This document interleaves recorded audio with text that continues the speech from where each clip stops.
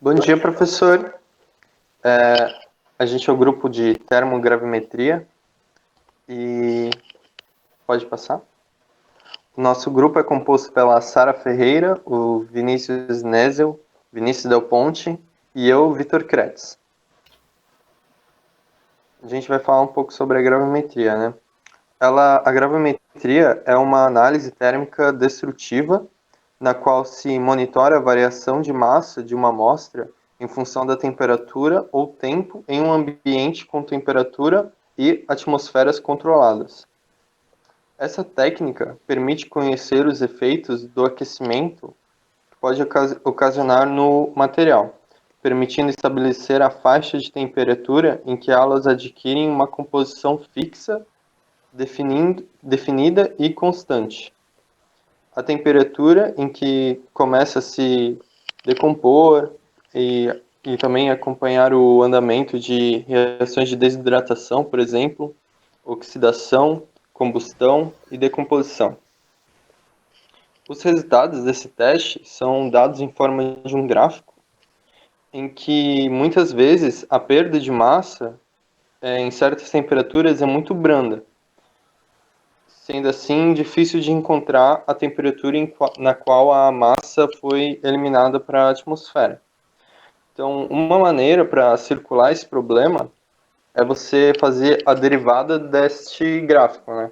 Porque como aprendemos em cálculo 1, a derivada ela traz como resposta a inclinação da curva tangente à curva. Ou seja, e quando a derivada é igual a zero, temos um ponto de máximo ou mínimo local. E este gráfico da derivada a gente chama de DTG. Pode passar. Um aparelho TGA padrão é constituído por a balança de precisão analítica, né, geralmente, nas casas de 4 casas depois da vírgula, um cadinho, que, para quem não conhece, de uma maneira bem pouco técnica falando, é como se fosse um potinho, que geralmente é de cerâmica ou de alumínio, mas o importante é que seja um material inerte. Por quê? Porque ele não pode reagir com a amostra. Porque, vamos trazer um exemplo, com o aumento da temperatura, ele até pode perder o material, mas se ao mesmo tempo ele acabar reagindo, pode não ter diferença de massa em relação ao aumento da temperatura, por causa que está reagindo com o cadinho. Isso vai ter um erro na análise. Vamos precisar do forno também, né, para elevar a temperatura, termopares, né, que são termômetros, e um sistema de passagem de gás com uma vazão controlada. Pode passar. E como é que isso é feito, né? A amostra em questão é inserida em um cadinho e levada para o forno com um suporte que está ligado à balança. E a temperatura é programada na máquina mesmo, como vocês podem ver aí na imagem, para variar durante o tempo sobre critérios pré-definidos. Por exemplo, você coloca para ela variar 10 graus Celsius por minuto, enquanto a balança fornece os dados da massa que se perde em relação ao tempo. Agora eu vou passar minha palavra para o Vinícius Nesel. Então, por que realizar um ensaio de TGA? Um dos principais motivos é a prevenção e análise de falhas, né? O ensaio ele permite a gente conhecer os efeitos que um aquecimento pode causar em um determinado material, bem como conhecer a faixa de temperatura em que a sua estrutura química permanece estável, né, permanece definida e constante para o uso. Fator necessário para que a gente garanta as suas propriedades.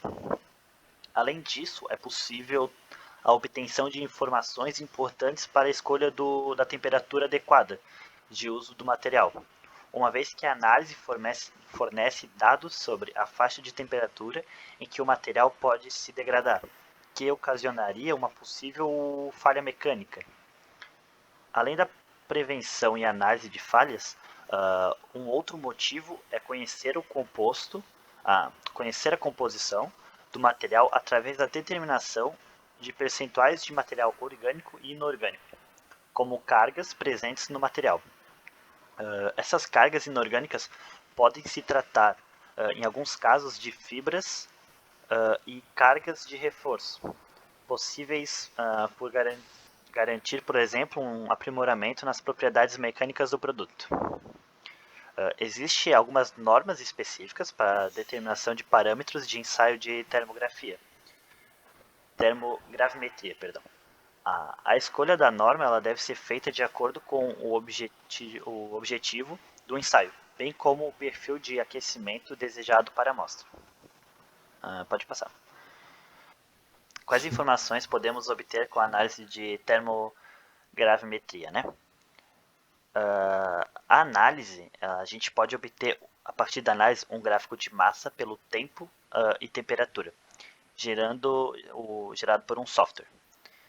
É através dele que é possível obter informações que foram citadas anteriormente. Esse gráfico, que vai ser usado de exemplo, foi retirado do site Afinco Polímeros. No gráfico a gente pode observar duas curvas. A curva 1 é a relação de massa com o tempo, a curva 2 é a primeira derivada da curva 1, que oferece como informação a velocidade da variação da massa em relação ao tempo, ou em função da temperatura. O início da inflexão da curva da TTG pode ser usado para auxiliar a determinação da temperatura de início, da variação de massa e a temperatura final, que é a menor temperatura indicando que o processo responsável pela variação da massa foi concluído. Sugere-se que toda curva TG deva ser analisada com auxílio de curva de DTG. Ainda na figura, inferimos então que a primeira perda de massa se inicia a 190 graus e se encerra a 370. A segunda se inicia a 370 e se encerra a 480. Por fim, a terceira, com início a 480 e se encerra a 880 graus. Assim, conhecendo as faixas de temperatura onde ocorrem alguns processos de transformações físico-químicas e através das variações de massa, bem como a quantificação de massa residual. Pode passar. Bom, agora eu vou comentar um pouco sobre onde é feito esse teste de TGA. A primeira utilização do teste de TGA, que eu vou comentar, é a caracterização de materiais. Então, essa técnica ela pode ser utilizada para a caracterização dos mais diversos materiais. A análise ela fornece informações importantes sobre cada patamar de degradação desses materiais estudados. E, recentemente, como um exemplo, essa técnica ela vem sido utilizada bastante para a caracterização de pallets produzidos com vários tipos de resíduos florestais e agrícolas. O segundo exemplo que eu vou dar se refere à nanotecnologia. Essa técnica ela também é bastante usada para a caracterização de materiais nanoestruturados, como, por exemplo, filmes finos, cerâmicos porosos e principalmente nanopartículas e materiais de carbono, como, por exemplo, o grafeno. E em atmosfera inerte, né, a gente pode identificar, por exemplo, defeitos estruturais, ligantes, grau de funcionalização, enquanto em atmosfera oxidante, a gente pode avaliar pureza, reatividade à atmosfera ambiente, massa residual de catalisadores. E um exemplo que eu vou dar também desse uso seria a dispersão de diâmetro e número de paredes em nanotubos multi-wall. Como a gente pode observar nesse último exemplo, também é possível obter informações específicas para cada material, indiretamente através de sua estabilidade térmica. A terceira utilização seriam as nanopartículas. Então, a análise térmica de nanopartículas vem se tornando mais comum, né, nos últimos anos, à medida em que a manipulação de sua superfície se expande. Então, a gente começa a ter novas ideias, né, para o aproveitamento desse material. Então, a síntese dessas nanopartículas e o seu recobrimento em outros materiais, tal como, por exemplo, o seu uso em catálise, representa grande parte dos artigos científicos atualmente relacionados a esse material, né? Então, nesse sentido, os métodos térmicos, eles desempenham um papel significativo, né? Muito importante para a caracterização desses materiais, sendo possível, além das medidas clássicas de temperatura, de eliminação, a gente também vai conseguir verificar reatividade da superfície com a atmosfera escolhida. Então, nesse caso, a gente pode escolher vários gases como atmosfera e a gente verificar o ganho de massa quando a atmosfera for reativa à nanopartícula ou a essa espécie química estudada. Como um complemento, a gente tem aqui também outros materiais nanoestruturados. Então, em outros sistemas como superfícies nanoestruturadas, né, a gente pode obter informações, por exemplo, sobre o grau de hidratação desse material, a sua resistência térmica à desidratação, e esse estudo ele ocorre de forma primária com as moléculas de água absorvidas, né? E em seguinte, com a possível desidratação química desse material estudado. Então, nos estudos de filmes finos, por exemplo, a sua estabilidade térmica ela está ligada à formação de vários intermediários antes dessa última etapa de eliminação. Então, nesses casos, o cálculo teórico de diferença de entalpia e entropia de formação dos intermediários, em paralelo com os resultados mostrados pelos TGA, pela análise, né, eles representam uma informação muito importante acerca da cinética e dos mecanismos de reação, porque a gente pode observar de forma clara essa mudança de massa, né, do material em cada etapa. Então, qual é a resposta que a gente tem com a análise de TGA, né? A resposta que a gente tem é que utilizando e fazendo esse teste, a gente consegue obter uma faixa de temperatura em que o material ele adquire, por exemplo, composições químicas, a temperatura que ele começa a se decompor, oxidação, etc. Então, utilizando o TGA, a gente consegue coletar informações muito importantes, né? E vale lembrar também que a gente tem vários fatores que podem alterar os resultados, né? Como, por exemplo, a quantidade da amostra, a condutividade térmica desse material estudado, a natureza da amostra, etc. Então, como o Vinícius falou anteriormente, também como resposta à análise, a gente consegue manipular os processos a fim de estar prevenindo as falhas no material, né? Então, a gente entende que após a gente realizar a TGA, e com o auxílio do gráfico, que o Vinícius também comentou, a gente consegue analisar as condições de temperatura e os resultados do material estudado. Agora a Sara vai comentar um exemplo para vocês. Agora eu vou falar sobre uma das aplicações desse ensaio, que é o CaC2O4H2O, ou conhecido como oxalato de cálcio monohidratado.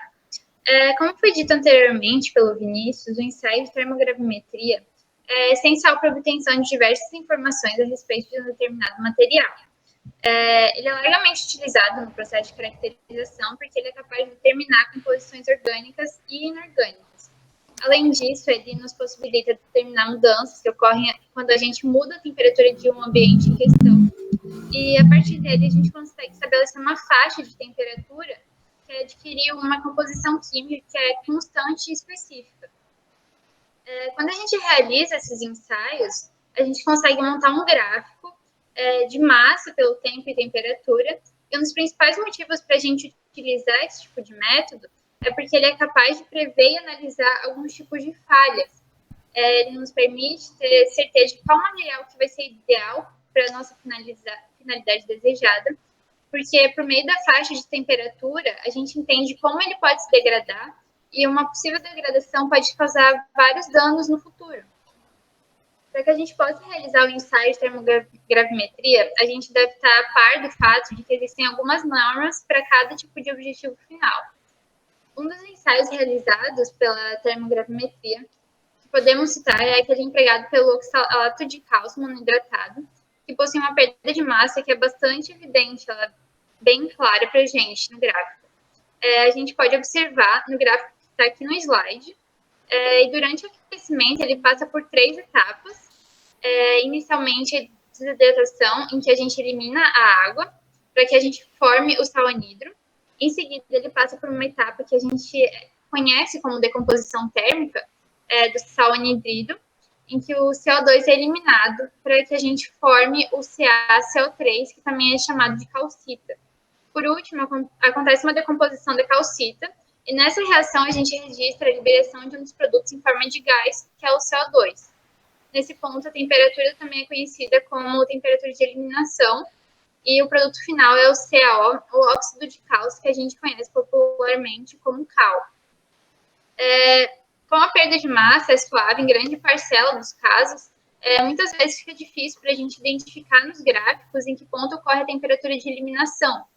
No gráfico montado, a temperatura é representada pela abscissa e a massa pela ordenada. Muito obrigada pela atenção.